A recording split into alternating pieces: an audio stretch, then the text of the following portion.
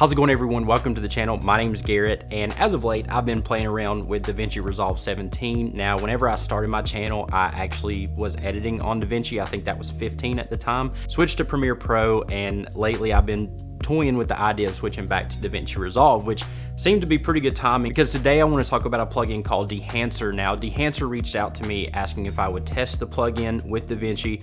I obliged because it's something that's near and dear to my heart, which is the film look. And as you guys know, in a digital age where cameras are so super tack sharp, there's something missing when it comes to comparing that to the old school film look and the movies that I remember watching that were shot on film. So absolutely, I told Dehancer yes, and I wanted to review Dehancer for you guys. I went out and shot some test footage. Now, who are Dehancer? They are a company who don't just create film overlays or grain overlays. They actually look into the science of how analog film is developed when it comes through the development room or into the printer line, color head, whatever it is whenever you're developing film, and they try to match that process digitally. I believe they do a very good job at it versus a lot of the film grain layovers or even the film look layovers that you can get. Quick disclaimer, as always, Dehancer is not paying me for this review. However, they did provide me with the plugin itself, and they provided me with the discount code, which you guys can use down in the links below. I'll put that down in the description. Now that all that's out of the way, I want to jump into the computer, look at some of the footage that I shot and graded using Dehancer, show you guys the process. Let's go ahead and hop into it.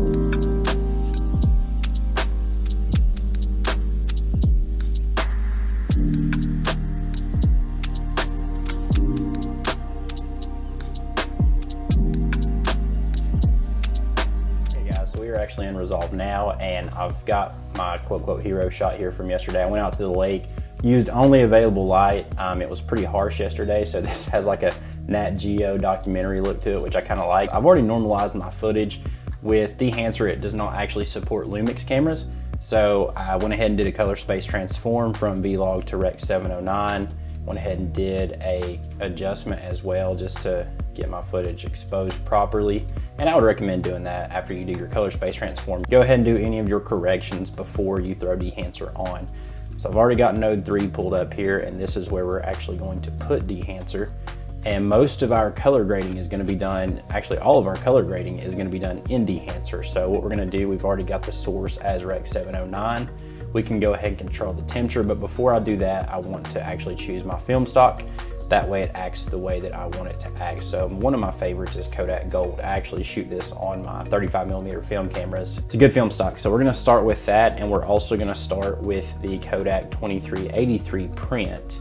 This is like the Hollywood staple print film, so we're gonna use that. I really love the way it looks, and from here, now that we have our film stock and our film print on, now we can color grade it how we like it. So we're gonna start with the actual push and pull slider here. This acts no different than film would if you were pushing or pulling it whenever you're developing the film. So I'm actually gonna leave that where it is. I like the way it looks just with our layovers so far. Our expand tab, this is where we can adjust our black point and white point. So if we want more contrast, less contrast, we can actually do it here in this tab just to stretch that footage a little more. I'm gonna go about right there. I don't want it to be too contrasty. And our white point, this is where, once again, we can stretch the footage out. I'm gonna leave it relatively close to where it was as well. And I like the way that looks so far. Now going on down to the print section, we can adjust our target white. This is gonna help adjust our white balance if you've not already done that. So I was noticing that my footage was a little blue, so I'm gonna bring that back towards the yellow a little bit, warm that image up. Exposure, this is a global adjustment for the exposure on your image. I'm gonna leave that where it was as well because I've already adjusted my exposure pretty much how I want it. Tonal contrast, this is gonna help you stretch your footage more. If you want more contrast, less contrast, you can squeeze that image, but we're gonna add just a little more contrast I think that's looking pretty good right there. We'll go ahead and even it out at 8. Color density. One beautiful thing with film is it has rich colors. And so this slider right here actually allows you to adjust how deep your colors go. It's not a saturation, it's a density. So think of it like that. It's almost like the vibrant slider would be in Lightroom. So I'm liking the way that that looked where it was. I might give it a little more colors, just making my hat like super duper blue. Let's try 1. I like that. Saturation, I'm going to keep it at 100. Now the analog range limiter, this allows Dehancer to kind of squeeze your footage so that you don't go above or below any parameters that you may not want. I'm going to leave that off right now. And so far, I'm liking the image that we've got. So this is kind of where we started with the Kodak Gold. This is where we are now with our adjustments. And moving on down to the color head. This tab right here is very powerful. So the way that Dehancer explains this, the color head tab acts no different than printer lights would in the development phase of film. So whenever you're adjusting your hues, these are going to treat your image no different than the printer lights would in the development room of a film movie. So if we adjust our yellow over, which I'm noticing that we're gonna have to because the image is still a little blue, and bring some yellow into the image. But let's say that we've brought the yellow in now and it looks too green. So we're gonna go ahead and bring some magenta in just to kind of balance that out a little bit. I'm really looking at my skin here too. I don't want my skin to be super green. Went a little far with that, go to -5. And let's say that I notice there's maybe a little bit too much red in the image. We can bring some cyan in. Gonna bring in a little more of that blue hue. And this is what we were at before and after. So very subtle with what I did here, but I was mainly checking my skin. Everything around it looks nice, so I'm digging that. One thing too with the color head slider, you can actually have it preserve your exposure. Now what that means is, let's say we take this all the way down to 0. In the actual printer lights, whenever somebody is developing film, the more they adjust these, the more the exposure is affected on the actual film scan. So if we start throwing in yellow, as you can tell, we're also darkening the image at the same time. Now we may not necessarily want that. So if we don't want that, if we want our exposure to stay the same, even whenever we're adjusting our printer lights, all we have to do is go down to the preserve exposure slider and put that at 100. Now going down the impact, this is basically like opacity would be on any adjustment layer. So we're gonna leave that at 100 because we do want that to fully affect the image. And this is where we were now with, once again, our color head slider. Going down to the film grain, this is probably one of the most exciting things of Dehancer. The way Dehancer explains it is instead of using, a digital algorithm to do a film overlay or a grain overlay, which is what a lot of programs do, even here in Resolve, the grain overlay is just that. It's an overlay of the footage. The film grain slider from Dehancer takes the attributes of film stock and emulates that grain, I think, better than an overlay would within a program. So you can adjust the size of the grain. Obviously, if you want it smaller or larger, we're gonna leave it at 1, the amount of grain, so you can have a super grainy image, or you can leave it the way it came stock. I'm actually gonna reduce that down to about 15. I want grain, but I don't want it to be super, super grainy. We still want a film look, but we don't want it to be super grainy. So here it is before grain, here it is after grain, and I like that. I like the way that's looking. Now these 3 sliders right here are very powerful within the grain section because you can adjust where the grain appears. So let's say that you've got too much grain on your face, which would probably lie in the midtones. You can actually dial just the midtones back and you're still gonna have the full effect of the grain in the shadows and in the highlights. So if we look at here in our shadows, we still have a lot of grain present, which is cool. I like that. I like the way the film grain looks. It's different than noise. Now if we go to our midtones, let me scroll up a little bit here onto my face. If we go to our midtones, we can see as I slide the midtone slider there, more grain is introduced, or we can take grain away. So if we still want our face to be fairly clean and only have a little bit of grain, we can do that. So let's dial that back to about 50. So I still want some grain. I don't want it to look like we've really adjusted the image too much, but I still want it to be clean in there. And same thing with highlights. It's gonna add or take away grain from your highlights.